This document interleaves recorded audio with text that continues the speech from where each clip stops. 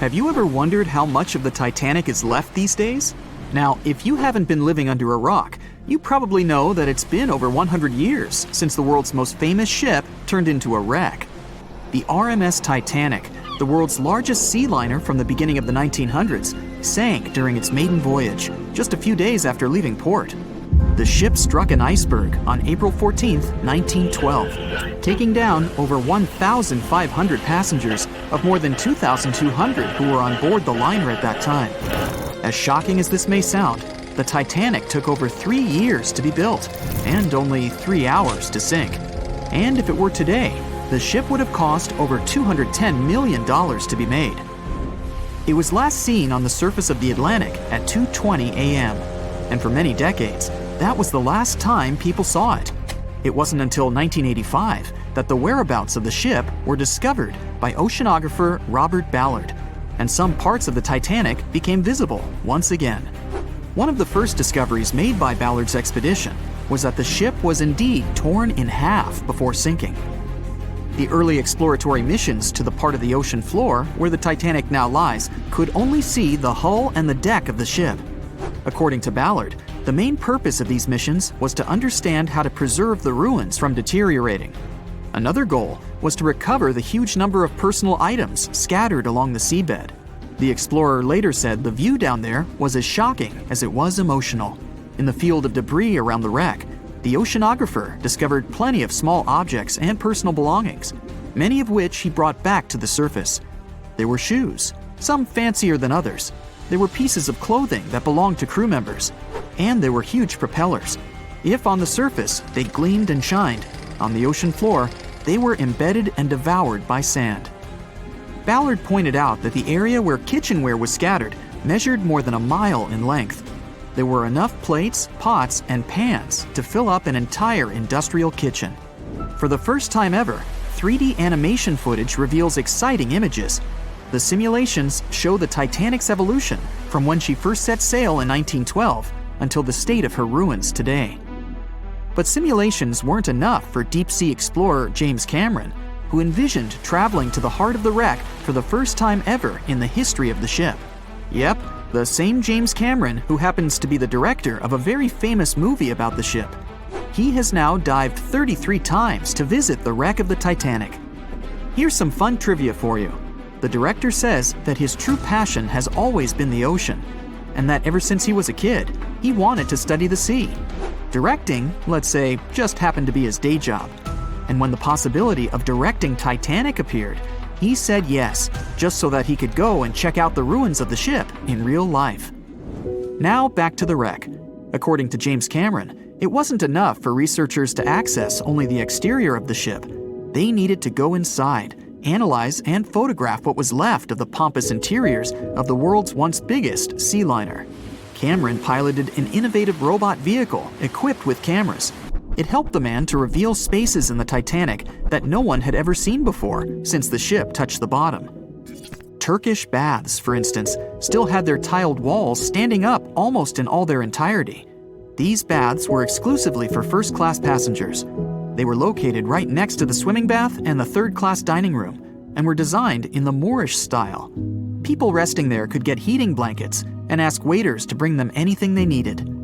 If the pictures from before the disaster were astonishing, they carry a different kind of wow factor now, when everything you see in them is hidden underneath the surface of the water. Another shocking discovery was the ship's mast. If we look at the Titanic in its pre-sinking glory, the mast calls much of one's attention. Located on the bow of the huge ship, the mast held together the transmission cables for the Marconi system, a system of wireless telegraphy. That's also where the British merchant flag the Titanic flew was located. The mast stood at the height of a bit more than 100 feet and was equipped with a crow's nest. Nowadays, the mast is unrecognizable.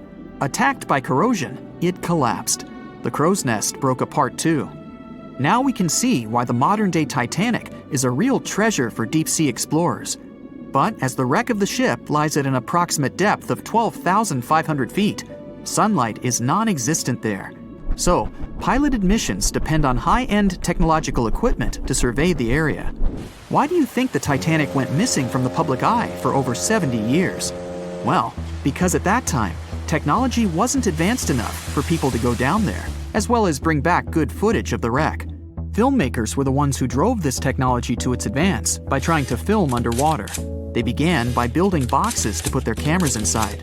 And now, deep-sea photography is highly advanced and allows us to marvel at the awesomeness of underwater life. Of course, taking pictures under the sea is no easy feat. For one thing, to withstand that crazy underwater pressure, submarines need to be really strong and have thick walls, no thinner than 11 inches. Plus, explorers need to understand how to film and photograph when there's almost no light around. There was another thing that made documenting the Titanic even more difficult. When the wreck of the ship was rediscovered by scientists, it was covered with red-colored rusty bacteria that made it even harder to take good pictures. As it happens, the color red does not reflect well underwater, which is unfortunate for photographers. For this reason, human-operated vehicles that go down to tour the ruins are equipped with powerful lighting devices. When you see some parts of the ship from afar, they look as if reddish-brown wax has been dripping all over the Titanic's ruins. But in reality, these icicle-shaped structures are colonies of microorganisms. When the ship sank, it brought down with it an enormous amount of bacteria that hadn't existed at the bottom of the ocean before. But now, these bacteria, together with the extreme conditions at the bottom of the ocean, have turned into a disastrous combination for the ruins of the ship. These red colonies of microorganisms actually feed off of iron and steel, which is basically all that is left of the Titanic. One kind of those microorganisms are bacteria called Halomonas titanicae. They can eat up to 220 pounds of iron per day. This makes the Titanic a colossal food source for them. There have been lots of speculations regarding the life expectancy of the ship's wreck after researchers discovered this bizarre rust. But according to Cameron and his research team, the Titanic isn't going to disintegrate anytime soon. In one of the latest expeditions down to the wreck, a piloted vehicle was funded to identify specifically one stateroom. It belonged to a very important passenger, Sir Benjamin Guggenheim. Yes, just like the museum. Guggenheim was the son of a mining magnate and a member of the elite group that boarded the transatlantic journey of the Titanic. Born in Philadelphia, Guggenheim was traveling back home to the US. But, as we all know, he never made it to his final destination. For the price that ranged from 400 to 800 pounds back in 1912, the equivalent of 84,000 pounds nowadays, one could book accommodation that was called a stateroom. Staterooms on the Titanic were the most luxurious kind of first-class rooms. They were located on the B or C decks and were decorated in more than 11 different styles, ranging from Jacobean, Georgian, Italian Renaissance, and the list goes on. These rooms were filled with carved paneling and marquetry made from exotic and rare kinds of wood, such as mahogany, oak, and so on. Guggenheim occupied one of these luxurious rooms, and 100 years later, one of his descendants funded an entire mission just to locate the precise stateroom the man stayed in.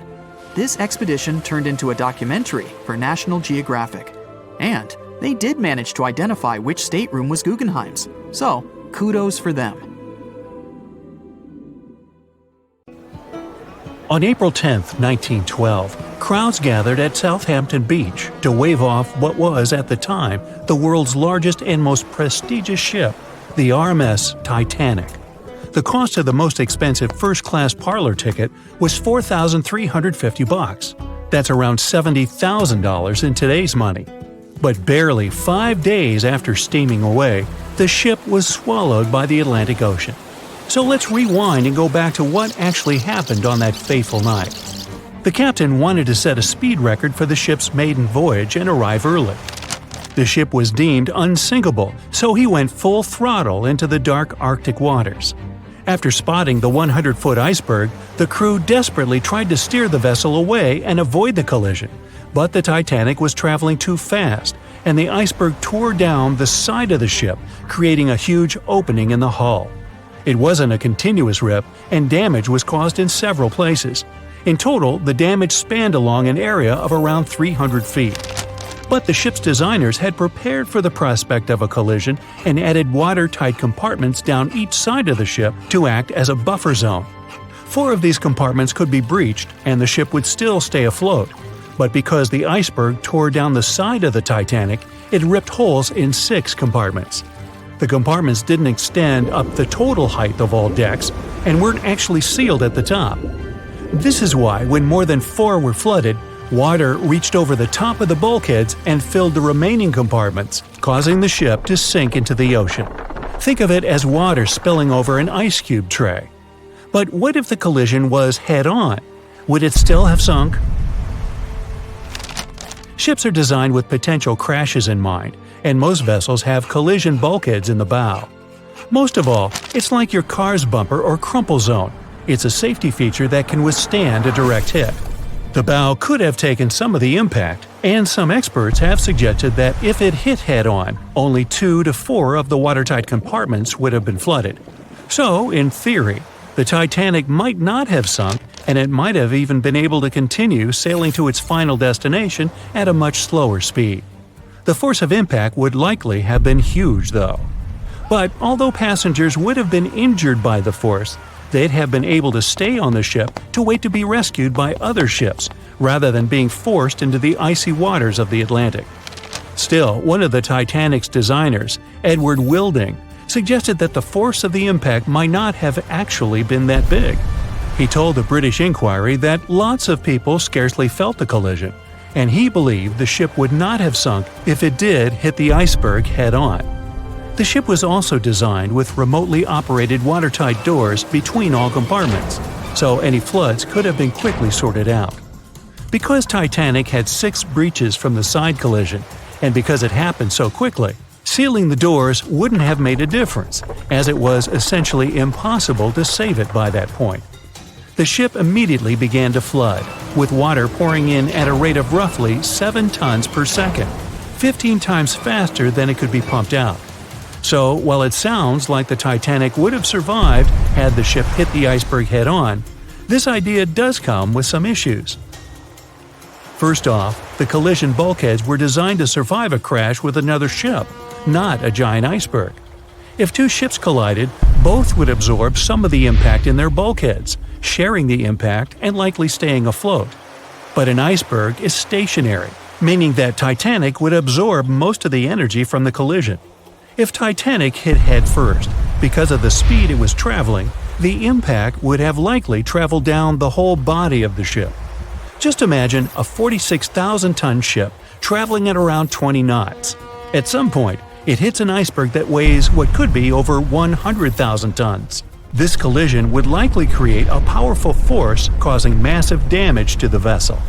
It is likely that seams would split, staircases would come tumbling down, and rivets would burst open across the ship. All that would have potentially flooded even more compartments.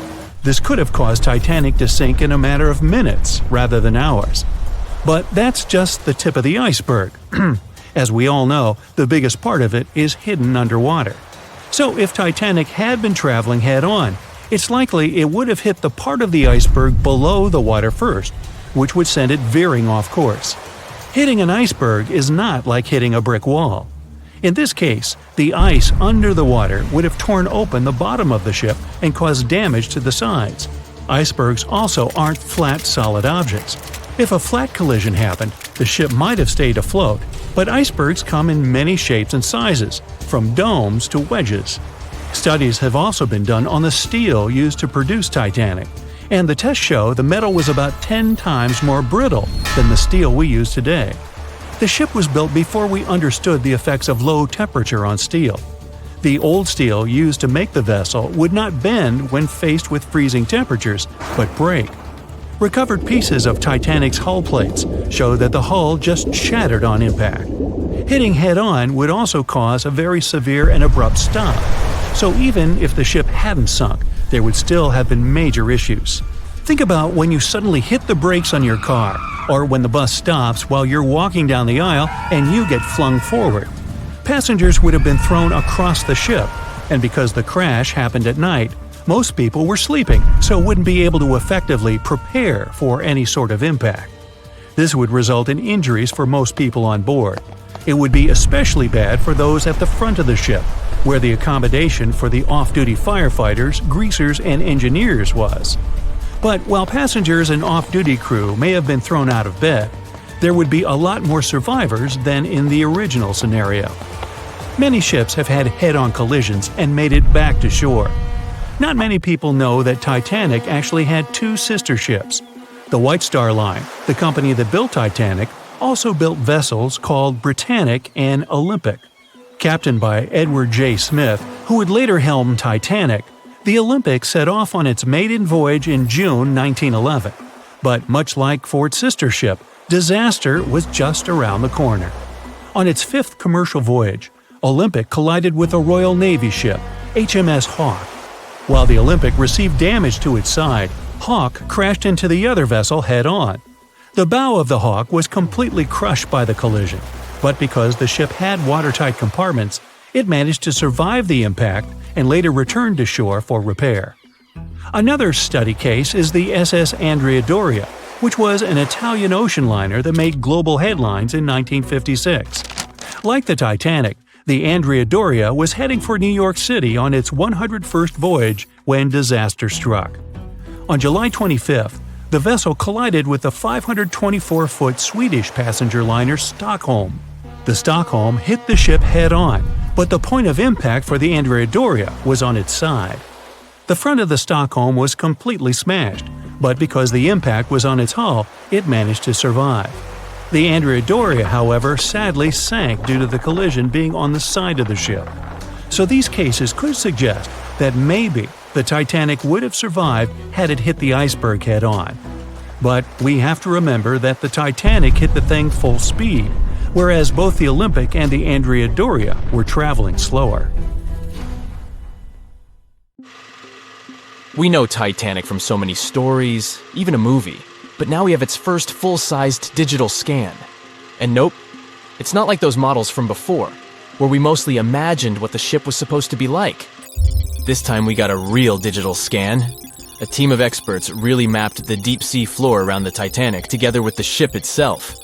We basically got a 3D view of the entire wreck, which is like going deep down beneath the ocean's surface and seeing Titanic as if all the water has been drained away. So, the story of the wreck started in 1985, 73 years after the Titanic went down. The explorer named Robert Ballard stumbled upon it somewhere between two submarines that also went down in that area.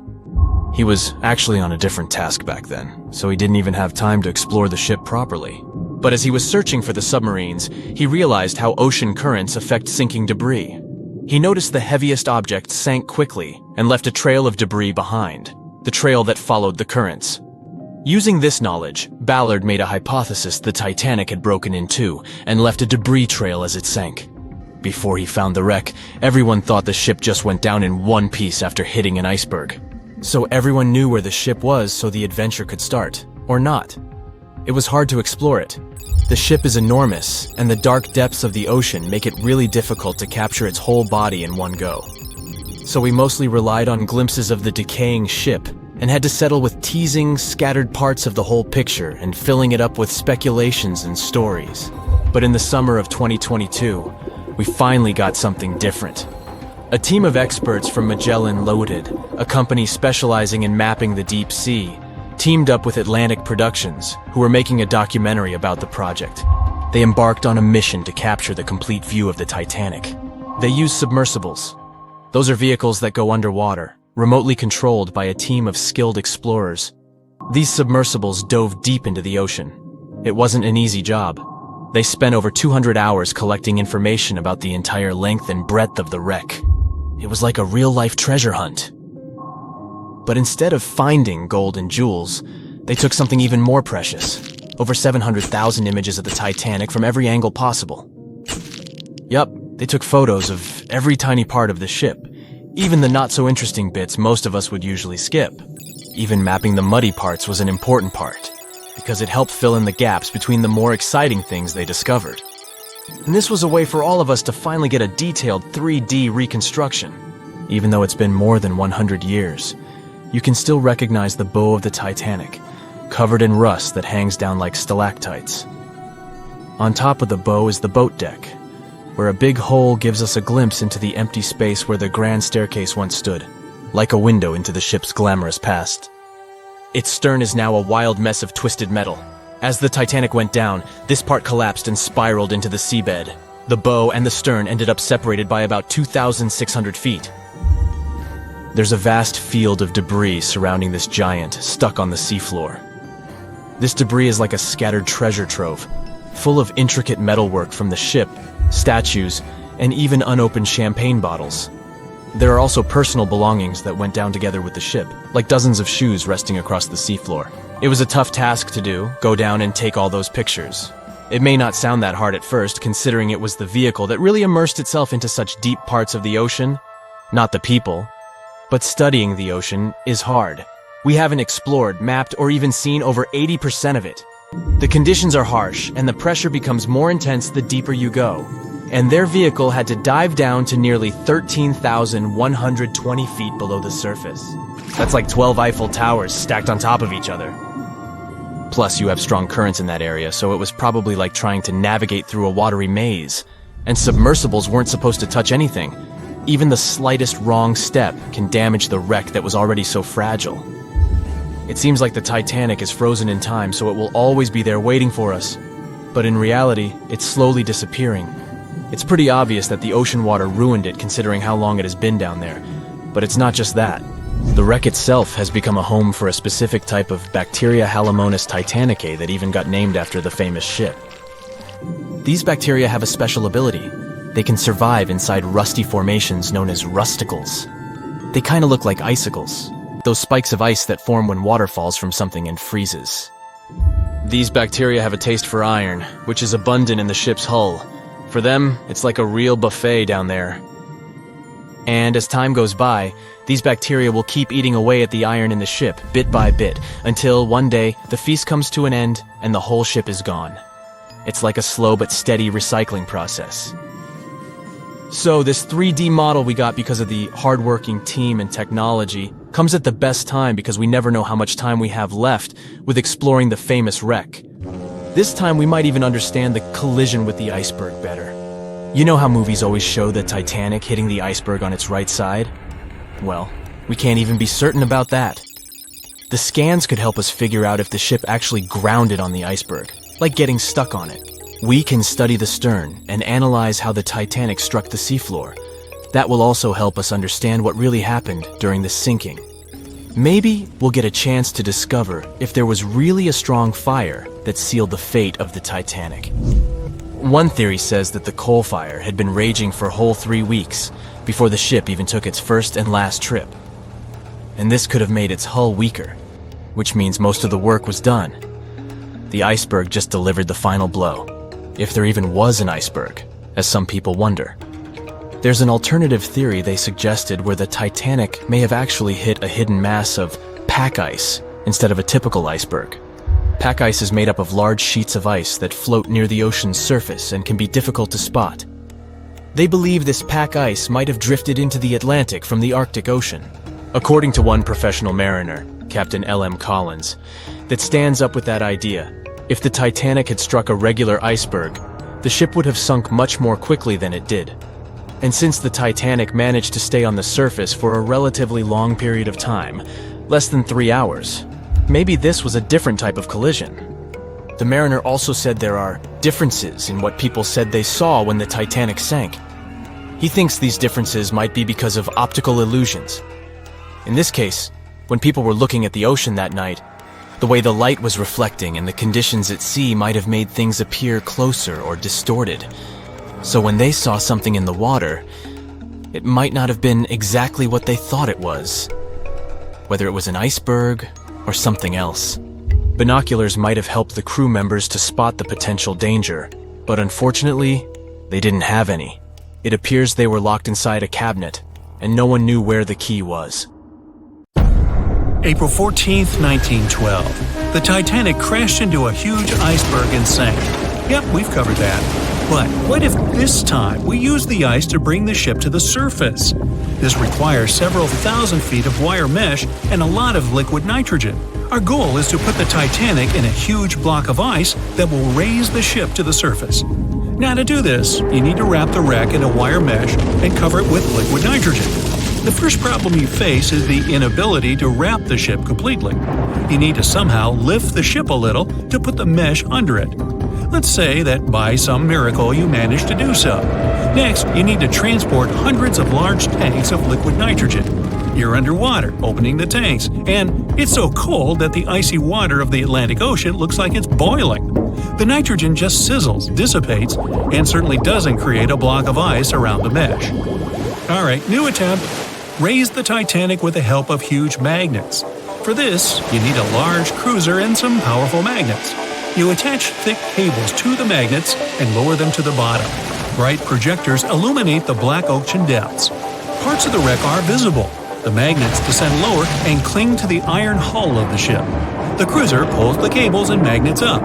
Some of them detach from the Titanic as the iron surface is covered with reefs and corals. Some parts of the wreck break away from the ship and rise. The power of the cruiser is not enough. One of the cables is torn. Not only the weight of the individual parts of the Titanic, but also the colossal water pressure interferes with the operation. The sunken ship can't be raised completely, only its small parts. In reality, there has already been an attempt to raise the Titanic in parts. The $5 million operation failed. Nylon slings were attached to a large part of the wreck. The other ends of the slings were connected to the diesel engines. For the entire operation, they used a mini submarine. A piece of the Titanic weighing 21 tons was pulled up, but one of the slings broke because of the strong water pressure.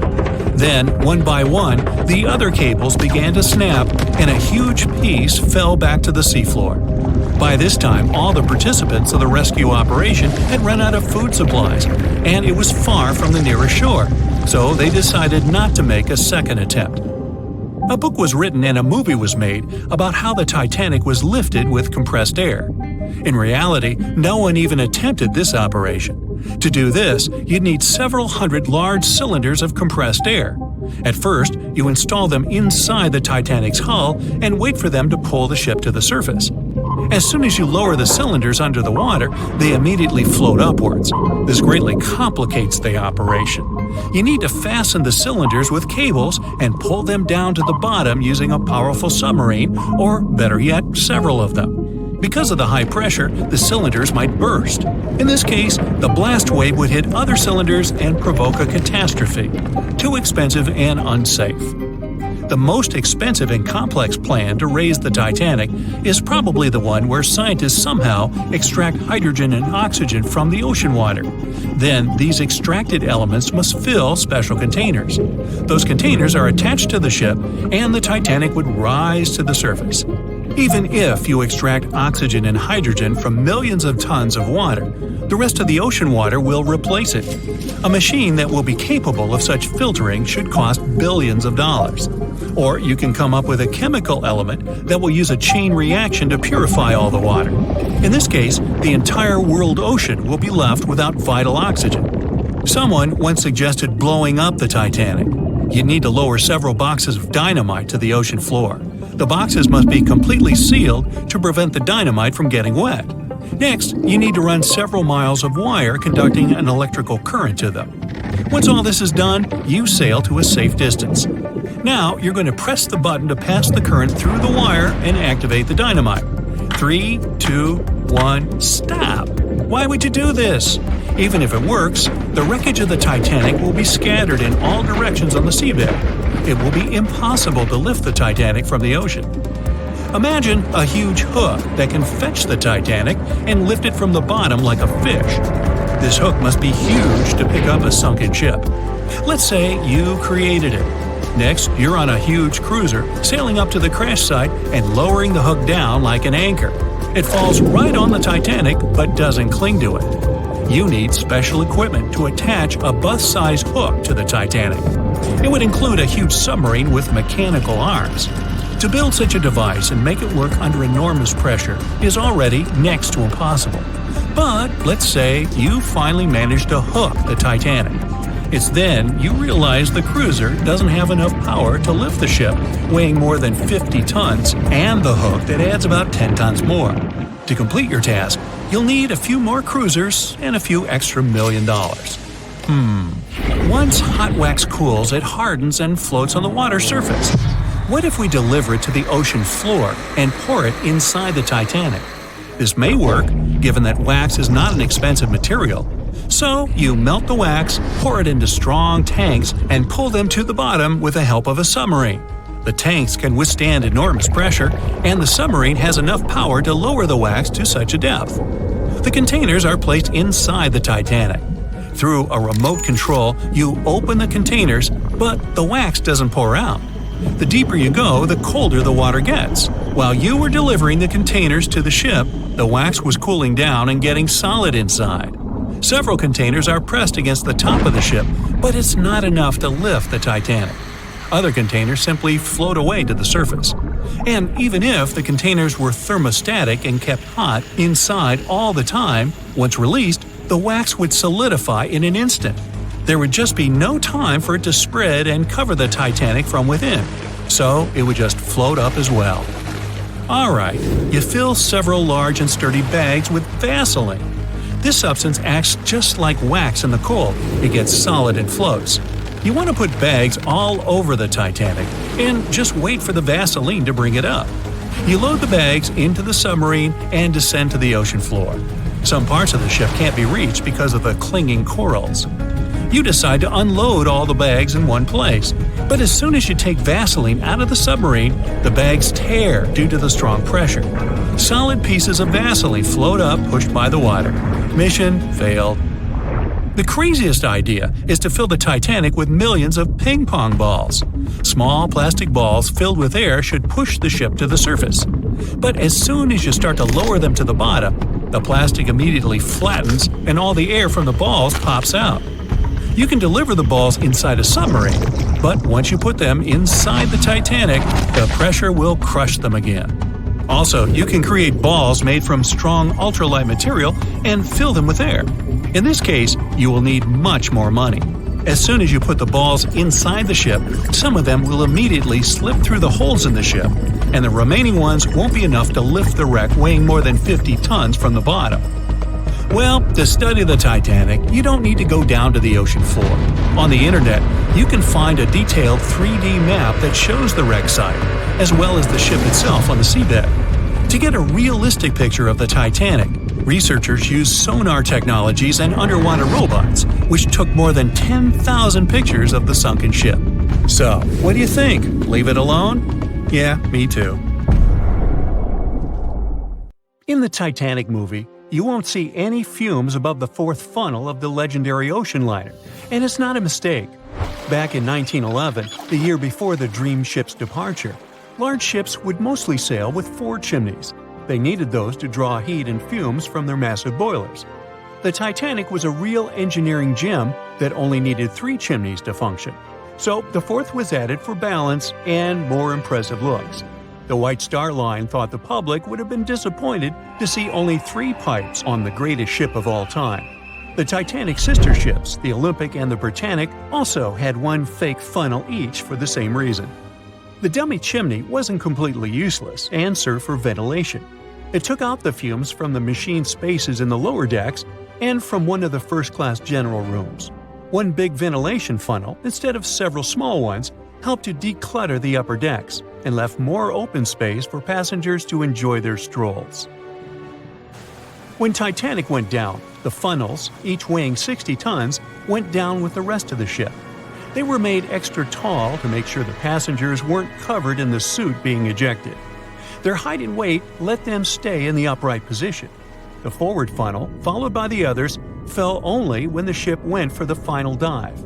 Those chimneys were much lighter than the bow, so they spread among other debris. The light material they were made of flattened once it hit the bottom, and the iron-eating bacteria living deep down took care of it later.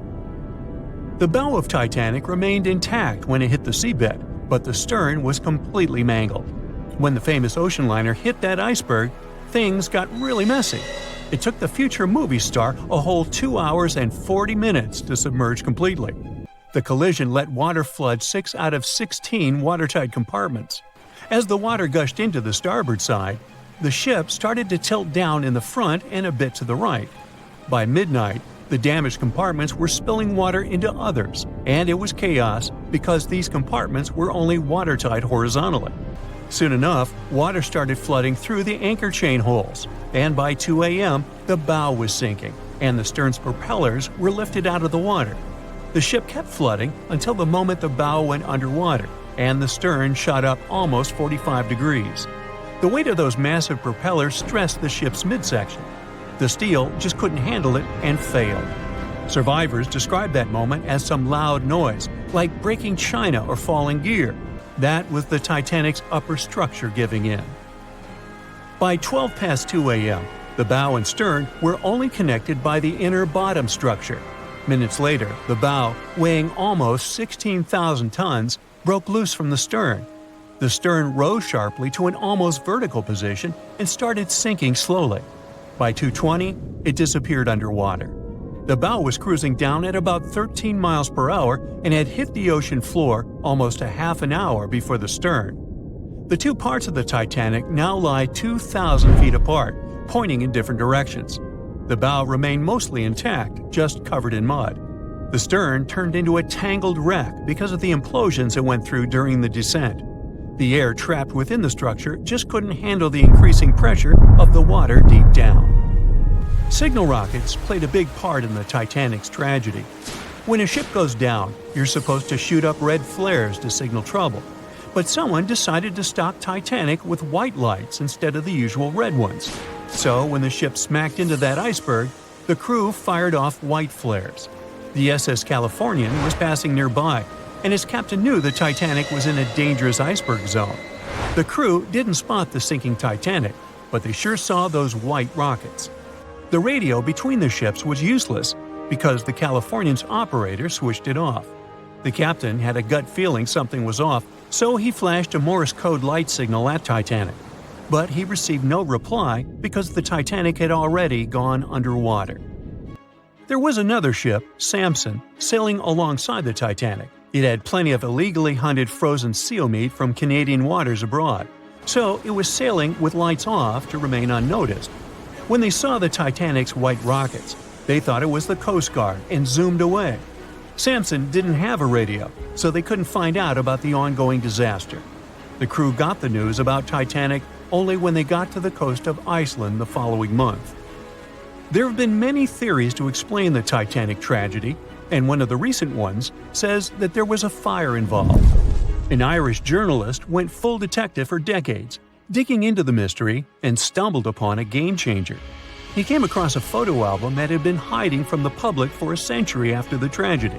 In the pictures, taken at the Harland and Wolff shipyard in Belfast, Northern Ireland, just over a week before the liner sailed, you can clearly see a massive 30-foot black spot on the ship's hull.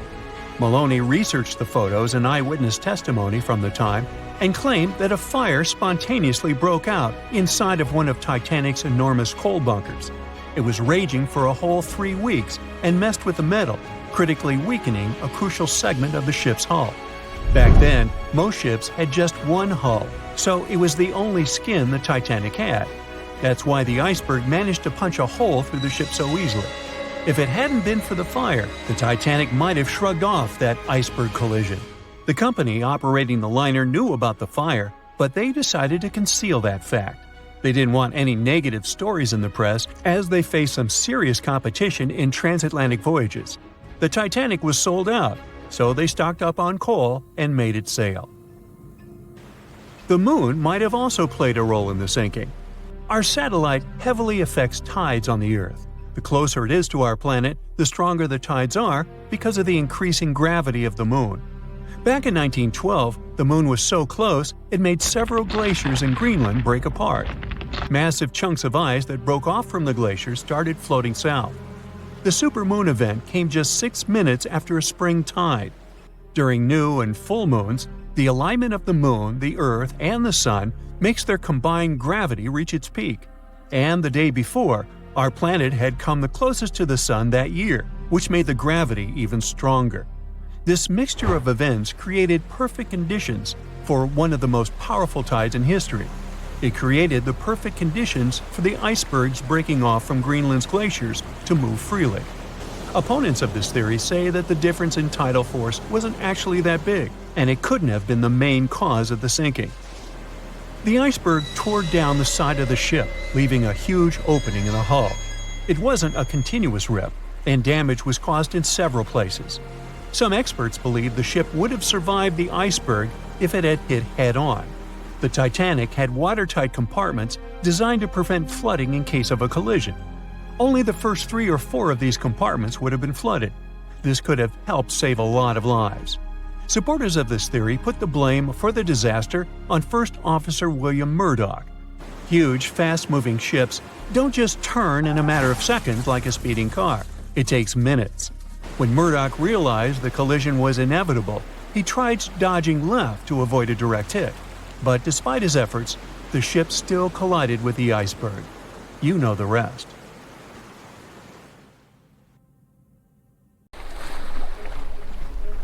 The lookout shouts, "Iceberg right ahead!" The Titanic strikes the ice. Water starts flooding in. Third-class passengers are locked up. There aren't enough lifeboats for everyone. Panic sets in. Violins are playing. The ship sinks.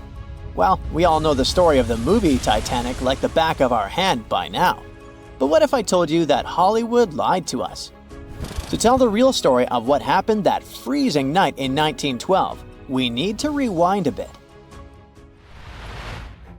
The lookout shouts, "Iceberg right ahead!" Yep, that part was true. Just before 11:40 at night, Frederick Fleet noticed something darker than the sea directly ahead. As the ship got closer, he realized it was an iceberg.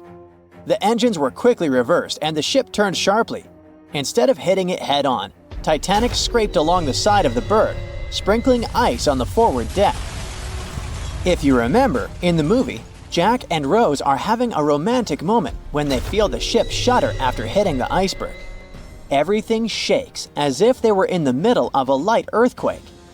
Some real-life passengers reported feeling something similar after the impact, but according to Titanic survivor Frank Prentice, it wasn't exactly like that. He said there was no impact as such, and it all felt more like slamming on your car brakes. The ship stopped, and that was that. Some people even slept right through the collision, confirming that there wasn't such an abrupt impact. Mr. Prentice, curious about what had happened, left his cabin and went out to the deck. When he got there, all he could see was a little ice on the surface, not the towering iceberg that Jack and Rose saw.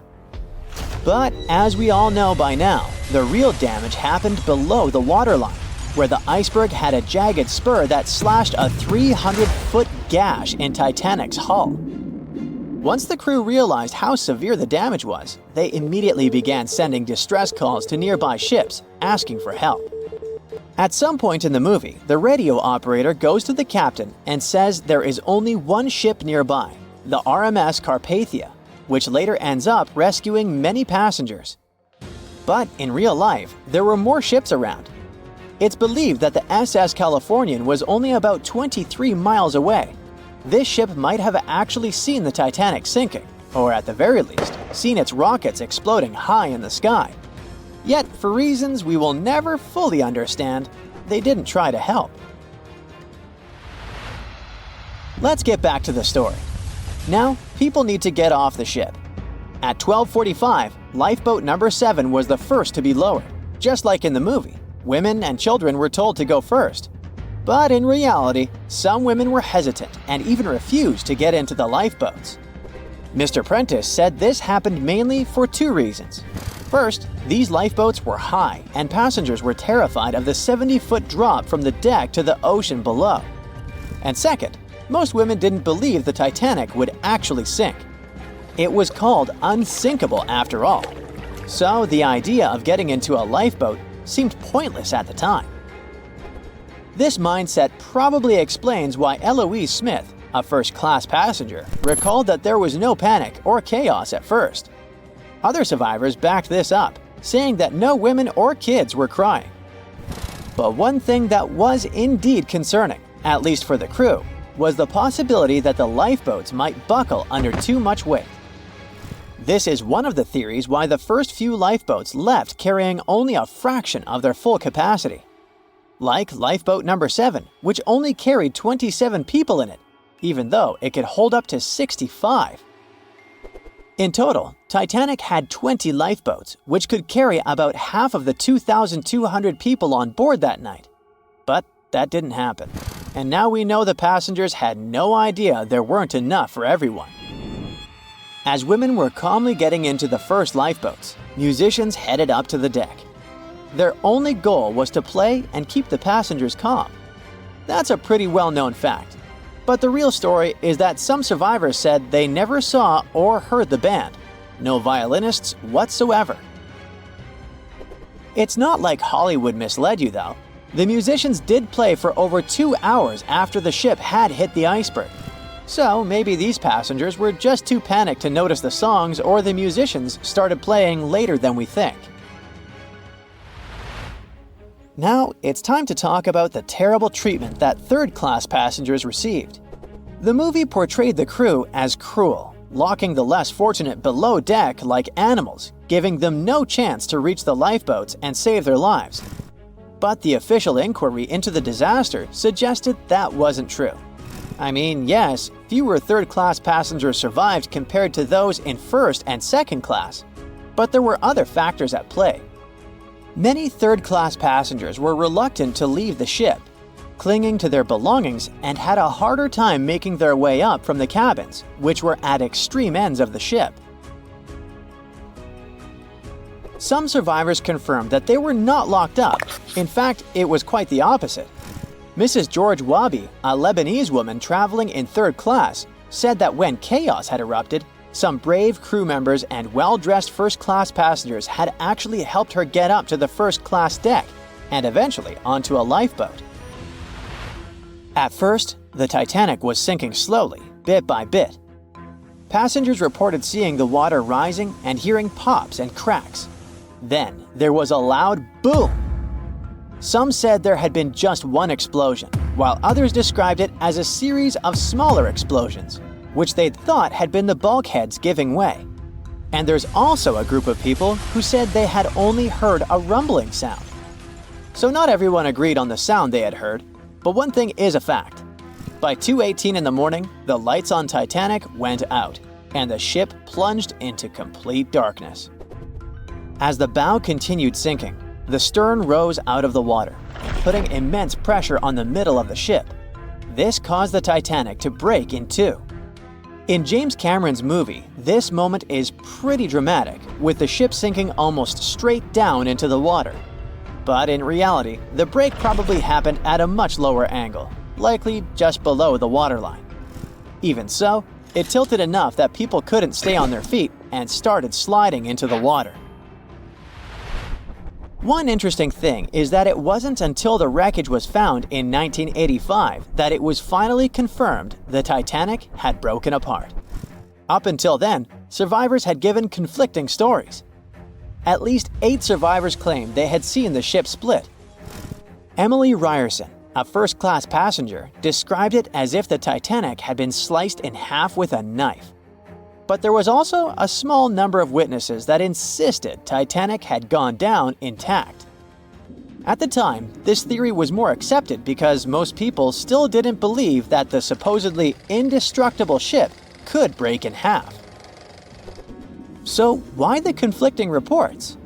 Okay, so what you don't see in the movies, for obvious reasons, is how incredibly dark it was when the tragedy happened.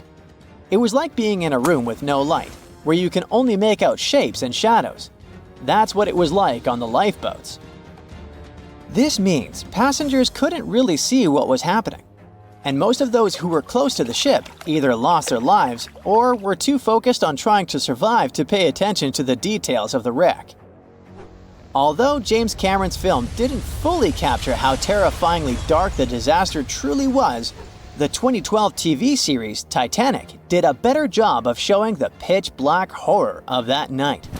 Even then, the reality was much darker and more terrifying than either of these two productions could portray. John watched on in disbelief as he drifted away on a piece of wood. In the freezing waters of the Arctic, slowly drifting away. John looked upon the vessel he had worked and lived on as it raised its enormous bow high into the sky, then broke in half, causing a sound that only a crack of lightning could replicate. distraught and dumbstruck, believing that he, and he alone, knew the dark truth behind the demise of the unsinkable ship, the Titanic. 5 days earlier, as the Titanic set sail on its maiden voyage, John worked hard alongside his mates in the coal bunker, stocking up the coal to feed the Titanic's mighty furnace. They had stocked and stored more than John had ever witnessed on any other ship he'd worked on. But this was the Titanic, the grandest ship to have ever sailed the seas. On the Titanic, there could never be too much coal. As they left Belfast and pushed toward Southampton, there was a large bang below decks that went unnoticed. The furnace was roaring and the turbines were spinning, pushing the Titanic forward at a quickened pace. The crew cheered as the vessel moved forward, unaware of the loud, concerning noise. Arriving in Southampton, Greg came aboard, amongst hundreds of other passengers. With 13 years at sea, his vast experience included the role as a quartermaster on 6 previous ships. Ready for a new challenge aboard the greatest vessel ever made, he was looking forward to this next challenge of his career. Greg came with a wealth of experience, especially with sailing through the Arctic. His role was vital within the crew, understanding the seas around the North Pole. He would be a key lookout as they set to cross the perilous path of the Iceberg Alley. Greg had some concerns regarding the voyage. The Earth's orbit was remarkably close to the sun and the moon, causing higher tides. This would make icebergs more prominent, drifting them further away and towards the route of the Titanic as they journeyed to New York. Assessing the lookout tower and inspecting the available gear, Greg found no binoculars. This made him concerned, but the sailors just laughed at Greg. "If the deck is short on ice cubes, we'll be sure to plow right through a berg to resupply." A sailor laughed. Greg didn't share this sentiment. Eager to find out why they had been left short-handed on equipment, since he had such a vital role on the ship, Greg inquired further. Sadly, the officer with the keys to the binocular supply cupboard had been removed from the crew at the last minute. Greg couldn't believe something of this importance had been overlooked. For such a mighty ship with so many people aboard and crossing in a particularly perilous path, this just didn't make sense. But not wanting to be fined for breaking into the ship's property, Greg let it slide, hoping that they wouldn't need the binoculars in the end. Ultimately, if there were icebergs expected, a warning call would be made to the captain, informing of any concerns. Little did Greg know that a warning had been received, notifying of the dangers that awaited. But the telegram didn't provide the required prefix, which would have ensured direct delivery to the captain. So, the critical warning was just overlooked. John and his crew below decks prepared for departure, stoking the engines. He noticed an essence of thick exhaust, far too heavy than what would be expected from the furnaces. The crew searched throughout the lower decks. Following a thorough search, they managed to locate the cause of the exhaust. It was an ignited pile of coal within a coal bunker. Unknown when it had ignited, a buildup of coal had clearly been smoldering, slowly growing in size. The amount of smoldering coal was concerning. The alarm was raised, alerting an officer to review the matter. The officer assessed the damage and confirmed with the captain that it was deemed to be of little concern, as only minor damage had been caused. John was unsure of this assessment, as he knew that in confined spaces, surrounded by iron bulkheads, an oven-like environment arises that intensifies the heat with time. But the Titanic would power forward, making no sense to John as they had only just departed from Southampton. He was sure they would have turned back.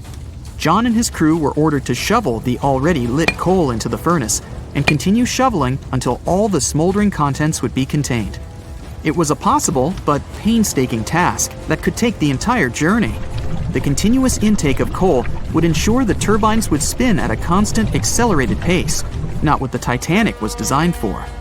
It was meant to be a luxurious passenger liner and not for breaking speed records. However, the crew would find enthusiasm in not only acknowledging the Titanic as unsinkable, but also as the fastest. John and his crew continued to shovel the coal into the furnace for several days. The temperature within the bow was becoming hotter every day. The bulkhead's contained heat was so severe that it became weak at the seams in the iron walls and rivets. "2 more days, lads, just 2 more days!" John was laughing, trying to raise the spirits of his mates as they were working tirelessly. But as they were all laughing, joking, and looking forward to dry land, they unknowingly approached their final destination. The Titanic was speeding through the calm sea. Greg looked ahead, above in the lookout tower, keeping a keen eye out as they were in iceberg territory now. Even though the way seemed clear, false horizons could occur, creating confusion about how far objects in the distance truly were. As they were traveling in the Gulf Stream waters into the colder Labrador Current, air columns cooled from the bottom upwards, creating a thermal inversion. This incredibly high air pressure ensured fog wasn't present, providing a deceptively clear outlook. But the thermal inversion can also create optical illusions, showing the horizon further away, appearing higher in the distance, or masking whatever objects that could come before it. These false horizons could easily hide any icebergs that could be approaching.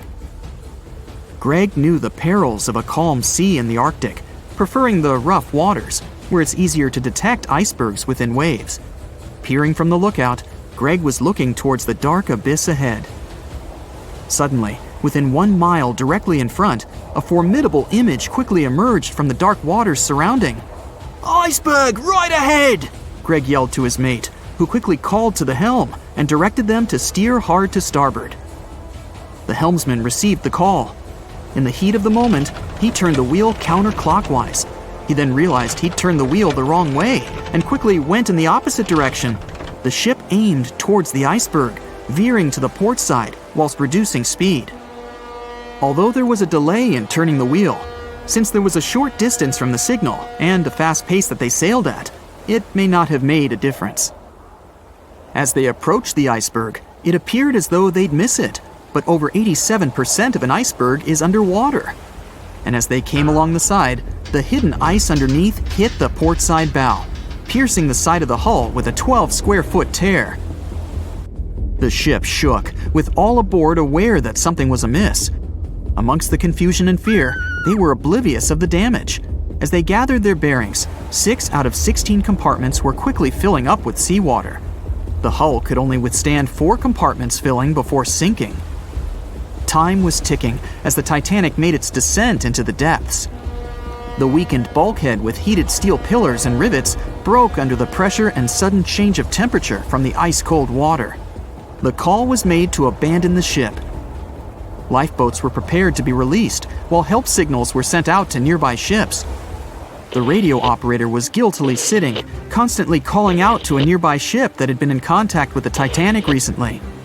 There was steady communication with this ship over the past few days, providing warnings of icebergs since the Titanic departed from Southampton. The final warning message received was just 1 hour ago. Upon receiving the final warning, the operator ignorantly responded, "Shut up," with the assumption that their warnings of icebergs were pointless. Following this unfortunate response, the ship turned their radio off and provided radio silence. The closest ship that was responding to their distress signals was 500 miles away, too far to provide any assistance in time. There were countless mistakes that caused the Titanic's watery end, whether they contributed directly or from sheer ignorance. The most tragic of them was the number of people aboard the ship, 2,224 of them. There were only enough lifeboats provided to rescue 1,178, barely half of the people. It seems like we all cried watching the heartbreaking goodbye of Jack and Rose from the Titanic. Oops, spoiler, sorry. But the real-life stories from the sinking of the famous ship were no less touching. Joseph LaRoche was born in 1886 in Haiti to a wealthy family. He was growing up without a dad, but his mother was a self-made woman and a respected merchant. His uncle was the head of his country. Joseph was fluent in French, Creole, and English. At the age of 15, Joseph realized he wanted to become an engineer. There were no engineering schools in Haiti, so he moved to France to get his education. The journey took him a whopping 83 days. Still, in his student years, Joseph met Juliet in a suburb of Paris through a mentor. They soon became friends, and then it grew into something bigger. The couple decided to get married. There was only one problem. Joseph couldn't find a well-paid qualified job even after completing his studies because of racial discrimination.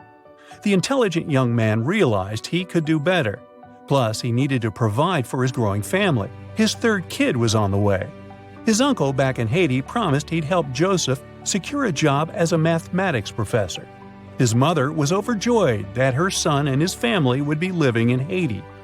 She bought them first-class tickets for the French liner La France as a reunion gift. But that liner had really weird rules separating parents from their offspring for meals. The LaRoches didn't want to leave their youngsters and make them feel sad on a trip across the ocean.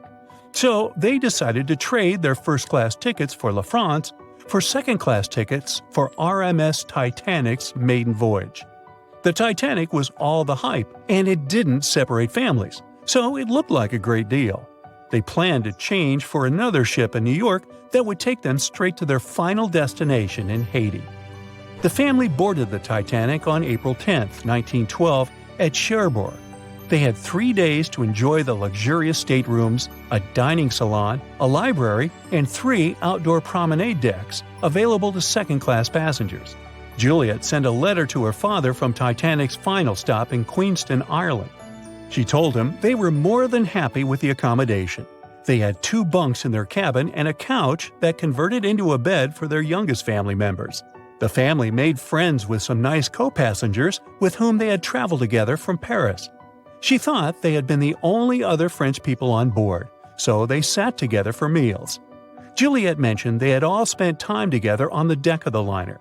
She also wrote the people on board were friendly, although some sources say the family had gone through quite a lot of mean stares, gossip, and remarks. On the night of April 14th, their exciting journey came to an abrupt end. Even though Titanic's wireless operators had received warnings about drifting ice from nearby ships, the liner continued to plow ahead at full throttle. It was around 11:40 p.m. when Titanic's hull collided with the iceberg around 370 miles off the coast of Newfoundland. The practically unsinkable ship was severely under-equipped with lifeboats, enough for only about half of its 2,200 passengers. The nearest rescue ship, the Carpathia, was too far away to help. A steward woke up the LaRoche family and took them to the lifeboats, as Juliet remembered later. She couldn't speak any English, so everything that was going on seemed even scarier to her. A little after midnight, the crew received the order to give priority to women and children when boarding the lifeboats. Juliet later remembered a terrible panic had begun, as people had been pushing each other to get to the desired seat. At some point, she felt they had pulled away her older daughter and thrown her into the abyss. A moment later, she had joined her Simone in the same emptiness. So, pregnant Juliet and her 2 daughters got spots in Lifeboat 14. But they had to say goodbye to Joseph as the boat was being lowered into the sea. He wrapped his coat around Juliet, saying she'd need it, and promised to get in another lifeboat and see her and the little ones again in New York. The 25-year-old Joseph LaRoche didn't manage to stay true to his word. In a couple of hours, Titanic sank underwater, taking the lives of almost 1,500 people. Joseph was one of them. Juliet and the girls were among the 700 survivors who had been rescued by the Cunard liner Carpathia several hours later. Once they reached New York, they were looking through the crowds of people, hoping to see Joseph again. When it became obvious they wouldn't find him, it was time for them to decide what to do and where to go.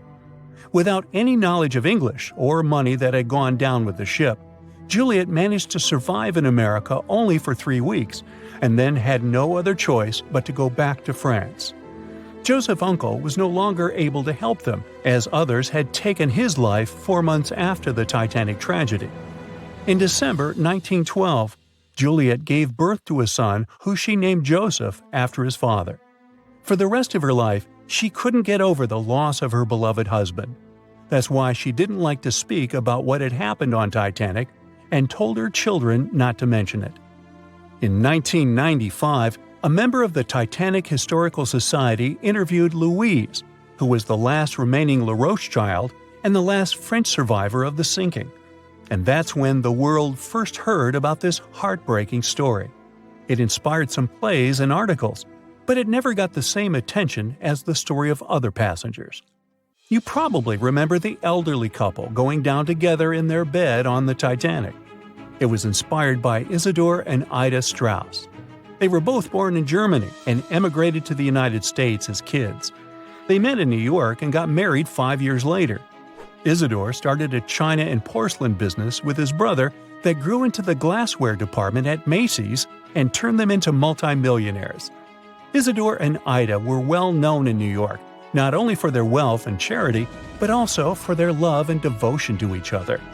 In 1912, the couple decided to run away from the New York winters and headed for Europe.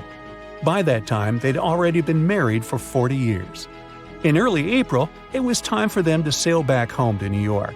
They normally traveled on huge German liners, but at that time, they couldn't resist the hype of everyone talking about that new luxury liner, the RMS Titanic. That's how they ended up in one of the first-class private suites at the top of the ship. The Strauss couple spent their evenings dining in front of a live orchestra in a hall filled with fancy furniture and expensive wooden paneling. On the night of April 14th, they felt a slight tremor and then left their private suite and waited for instructions from the crew. They told the passengers not to lose their passes, as they'd need them when everyone got back on board. But the ship was going under. The Strauss couple were standing next to Lifeboat 8. Mr. Strauss, who was 67 at the time, was offered a seat with his wife because of his age. He refused it, saying he was not too old to sacrifice himself for a woman. He wanted to wait and make sure no women and kids were left behind. Ellen Bird, Ida's maid, hesitated before getting on the lifeboat, but Ida told her to go. She took the easy decision not to leave her husband on the sinking ship. Ida took off her beautiful mink coat and handed it to her shivering maid, saying she wouldn't be needing it anymore. Isidor didn't manage to convince her to save herself, so they stayed together till the end. Some of the surviving first-class passengers later remembered they had seen the couple standing peacefully on the deck, holding hands, just waiting. The Royal Mail Ship, or RMS Titanic, easily the most famous steamship in history, was once the symbol of luxury and dreams that promised to come true. It took 3 years and 3,000 people to construct it. On April 10, 1912, the brand-new ocean liner greeted its passengers with the smell of fresh varnish, paint, and newly sawn wood. Back then, they still used lead for the production of paint and linseed oil as a binder, so that smell must have been powerful. When it was fully operational, the giant vessel consumed around 850 tons of coal per day, and the passengers would also smell its fumes. Another odor that must have filled the Titanic's decks, at least the first-class ones, was the new scent by the famous French perfume house Guerlain. It was released earlier in the same year and quickly became a hit with the well-off ladies. The perfume that you can still buy today is a mix of violets and iris with creamy vanilla. On the dramatic evening of April 14th, when Titanic only had hours to live, the unknowing waiters were serving oysters, lamb and mint sauce, roast duck with applesauce, and other delicacies to their first-class guests. The second class was filled with the smells of curried chicken, spring lamb, and roast turkey. Third-class passengers had simple gruel and biscuits that night. At 11 p.m., as the ship got dangerously close to the iceberg, the new smell added to the mix. It was a mineral odor with metallic notes. If you have ice in your fridge, you must have noticed it takes the smell of neighboring foods. The same happens to icebergs. They take on the odors of sea animals and maintain the chemical composition of the water that they're made of. If more people had known about the meaning of this particular metallic smell, they probably still wouldn't have saved the ship, but the number of people that managed to escape to safety could have been larger.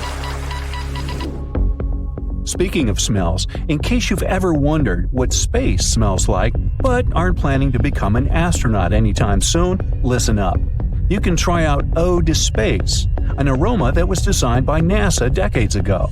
The idea of the perfume was to help astronauts prepare for their encounters with space at all levels during their training. But hold on a second, space is a vacuum, so it technically shouldn't have any smell.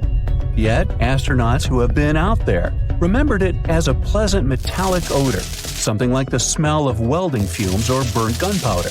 They could smell it on their spacesuits after coming back into their spacecraft. We can also guess what other planets smell like based on what their atmospheres are made of. Venus has clouds of sulfuric acid in its atmosphere, so it must smell like rotten eggs. Mars and Uranus also smell like rotten eggs, by the way. Each of the layers of Jupiter's atmosphere is made up of different chemicals. That's why it smells different depending on where you are. Some layers would greet you with a yummy aroma of bitter almonds or marzipan, and others, closer to the top, smell like cleaning products.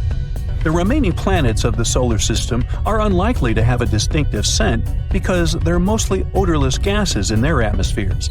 As for our natural satellite, the Moon, the Apollo astronauts claim that its dust smells like gunpowder. The fragrance of fresh-cut grass makes regular mowing it nearly worth it. But did you know that the grass isn't having a great time while you're doing it? In fact, it's sort of screaming for help. And because grass can't scream out loud, it expresses discomfort by releasing a mix of smelly, volatile molecules. It does it to protect itself from insects. Caterpillars and other similar creatures just love to munch on sugary plant snacks. When you mow the grass, it releases jasmonic acid, among other things. It's sort of a signal to parasitic wasps that there is a caterpillar available. These creatures deal with the grass's offenders, and it can keep growing happily ever after. From the point of view of the grass, mowing is not much different from an insect attack, so it protects itself the best way it can. The rain has an easy-to-recognize powerful smell, also known as petrichor. But where does it come from? Turns out some plants secrete oils during drought. The rocks and soil accumulate those oils compounds, and when the raindrops hit, they mix with water and release into the air. Sometimes these oils combine with chemicals produced by bacteria living in the soil. The result of this cooperation is a musky odor you can smell in the woods or in your garden when you turn over the wet soil. Ozone also adds to the smell of rain, especially after thunderstorms. It happens when a lightning bolt's electrical charge splits oxygen and nitrogen molecules in the atmosphere, and they later recombine into ozone. One theory says we enjoy the aroma of rain so much because it's imprinted in our brains. Different cultures have always associated rain with something positive, and we could have inherited that perception. Now, chocolate fans, of which I am one, this is for you. There are flowers that smell exactly like your favorite treat. It's a product of a tropical plant, after all, and since it's impossible to recreate the exact magical scent chocolate has in a perfume, you can plant some chocolate flowers, also known as the green eye lyra leaves, in your garden. These flowers look like daisies with yellow petals around a deep red center. When you pick its petals, the flower releases the delicious smell we all love so much. The leaves and branches of the plant also have the same fragrance. Now, in case I got you interested, you can find the flower in dry soils of Arizona, Texas, Colorado, and other states with similar climates. It blooms all year, and the aroma is strongest on warm days. The bear cat, also known as the biturong, does not only look super cute, but also smells like buttered popcorn. Biturongs prefer to stay alone and use their aroma to mark their territory and find potential partners when they have to. Scientists tried to figure out the secret of their unusual smell and suggested it could come from secretions from the scent glands under the animal's tail. Further research showed that the popcorn smell comes from the bear cat's urine. After the animal answers nature's call, it leaves a scent trail in the trees with its tail that often gets soaked. But if the real popcorn only releases its amazing smell when it's popping under heat, how do bear cats manage to do it without a microwave? Well, the answer could be in their diet, or more likely, in the bacteria that come in contact with the animal's natural fluid. Durian is a fruit popular in Southeast Asia that smells sweet and nice to some people, but to the majority, it's a mix of rotten onions and sweaty socks. The stench is so powerful that it's banned on public transportation and hotels in some countries. The secret of durian is its 44 odor-active components.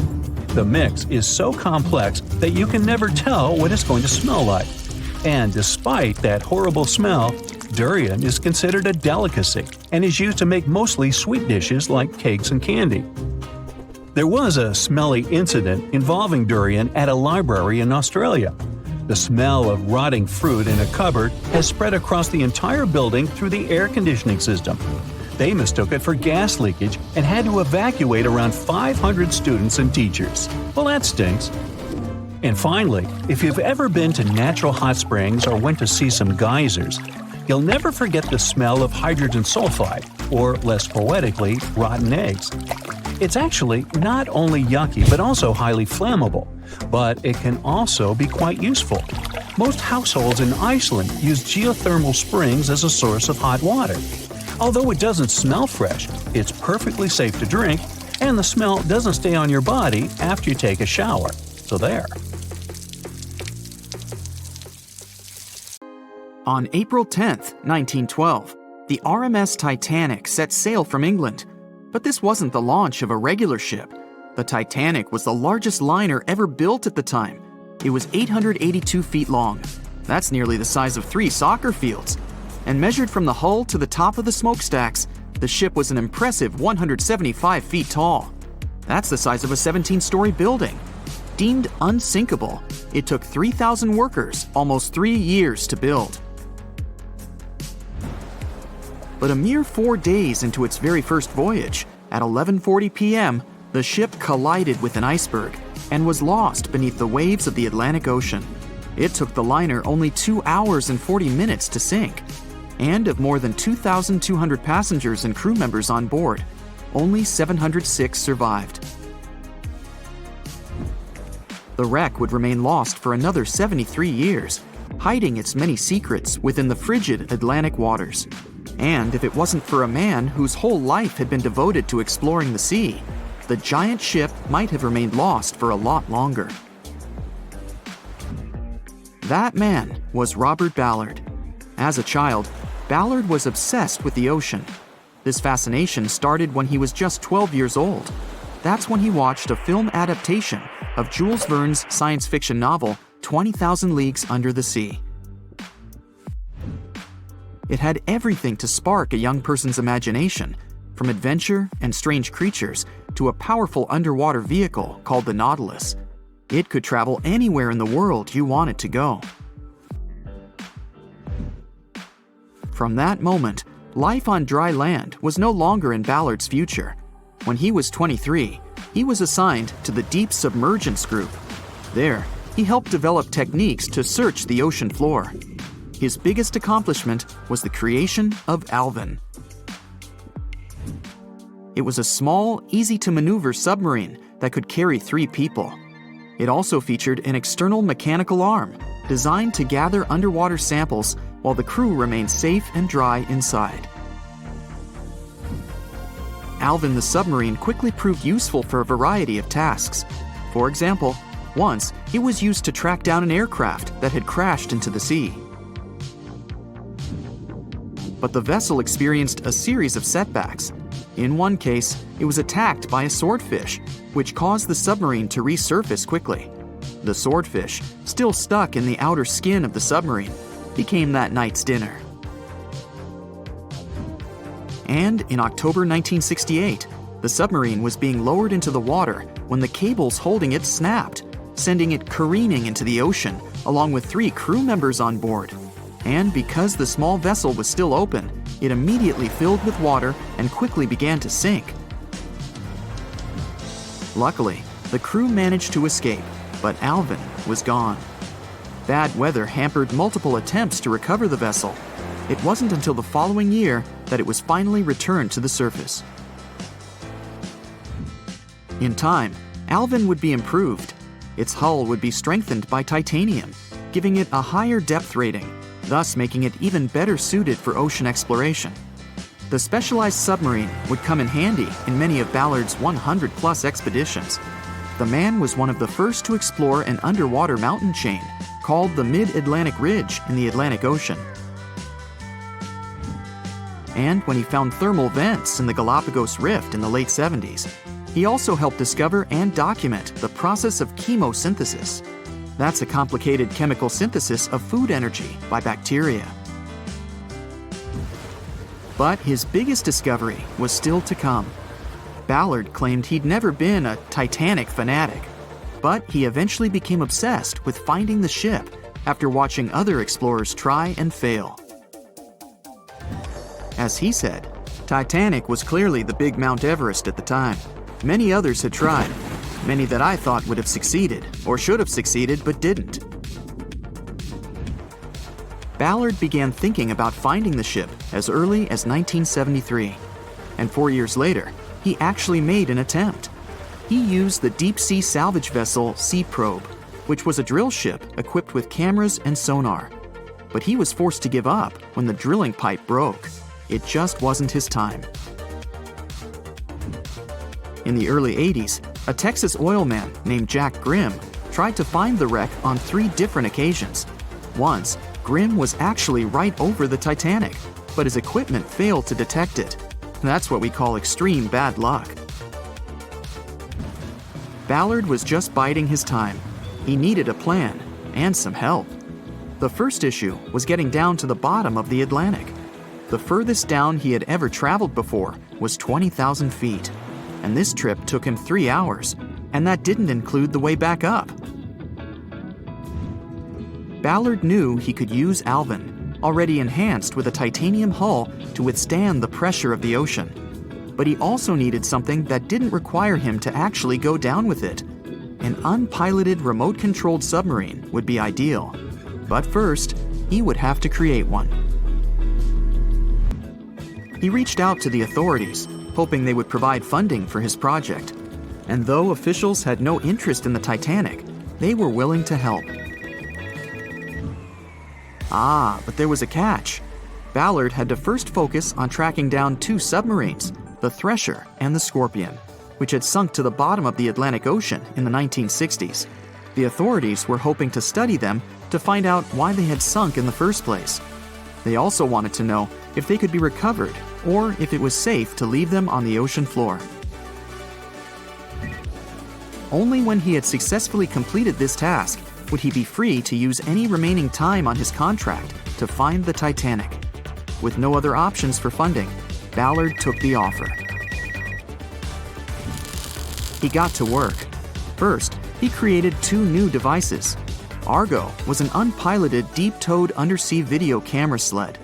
It was designed to take photos and record videos from a series of cameras mounted on it. It could work at depths of up to 20,000 feet, and it could also explore nearly 98% of the ocean floor. Argo was supposed to be tethered to a boat. As the boat moved, Argo would be pulled behind, floating just above the ocean floor. The camera would then transmit images to the surface. The second device was a small robotic vehicle called Jason Jr. It was also controlled remotely, which allowed the crew inside a submarine, like Alvin, to get closer to and photograph underwater objects. Ballard was now ready. He knew he had to find those submarines quickly, and it didn't take him long. Much to his relief, the search was relatively simple, and he was able to fulfill his obligations with 12 days to spare. With almost 2 weeks to devote to finding the Titanic, he set out to explore the ocean. He focused the search close to Newfoundland, Canada, pulling Argo along the ocean floor and reviewing the images it collected. And after a few days of nothing, they eventually found riveted hull plates and a boiler. Could this be it? The next day, a ship's large bow was revealed. On September 1st, 1985, Ballard and his fellow crew members realized they had finally found the infamous ship. The discovery resulted in a mix of emotions. Ballard was excited to be the first to find the Titanic's final resting place, but he was also overwhelmed by the sense of grief for those who had suffered when the ship had gone down. Over the next 4 days, the crew explored the wreck. They found the crow's nest, from where the iceberg had first been spotted. Plus, there was finally evidence of how the massive ship had split in 2 before sinking, with both halves of the ship found. There was furniture and dinnerware, and sadly, several leather shoes of those who hadn't made it to safety were scattered about the ocean floor. Ballard succeeded where others had failed and became an instant celebrity around the world. You'd think that locating the Titanic would be enough for one man, but not for Ballard. In 2019, he took on the challenge of solving another mystery, the disappearance of Amelia Earhart. Earhart had attempted to be the first woman to fly around the world. Unfortunately, she disappeared somewhere over the Pacific Ocean in 1937. She and her plane were never found. Ballard hoped that his luck with the Titanic would help with finding where Earhart had gone down, but his expedition failed to find anything. And though Robert Ballard has found more shipwrecks than anybody else, it's only the tip of the iceberg. It's estimated that there are over 3 million shipwrecks in the ocean, and Ballard has only located 100 of them. Now, in his late 70s, the man is hoping to encourage young people to continue his work of exploring the ocean and its many mysteries. In 1989, he started the Jason Learning Project to inspire grade school students to pursue science, technology, engineering, and math. He has his own research vessel called the EV Nautilus, after the name of the submarine in Jules Verne's novel, a fitting tribute to the story that inspired his career.